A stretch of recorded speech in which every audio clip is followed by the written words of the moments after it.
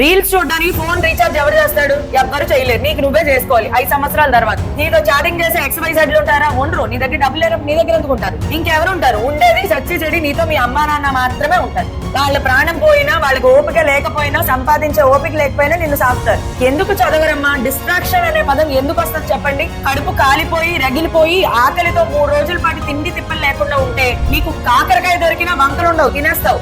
నీకు ఆకలి లేదు, నీకు అవసరం లేదు కాబట్టి నువ్వు ఎగరేస్తూ తిరుగుతున్నావు. భయం కొడతా ఉంటుంది లోపల.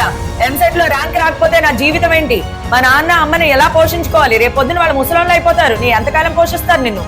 వాళ్ళని చూసుకోవాలి ఎలా? నా జీవితం ఏంటి? ఉద్యోగం రాకపోతే నా జీవితం ఏమైపోతుంది అని లోపల గట్టిగా కొట్టుకుంటే బానే ఉంటుంది. డిస్ట్రాక్షన్స్ పాడా చెప్తా ఉంటది ఇక్కడ, పట్ పట్ పట్ పని కొడతా ఉంటది లోపల నుంచి. బాబోయ్ IPL కి వెళ్తే 2 గంటలు నేను చదువుకోవాలి అని నీకు రావాలి మూడ్. అంతేగాని డిస్ట్రాక్షన్స్ వస్తున్నాయి ఇప్పుడు నేనేం చెయ్యాలి ఆలోచనలు, అలా ఎక్స్ట్రా ఆలోచనలు వచ్చేస్తున్నావు. వస్తే ఆలోచించుకుంటా కూర్చో, ఇంకోటి ర్యాంక్ కొట్టుకుని వెళ్ళిపోతాడు.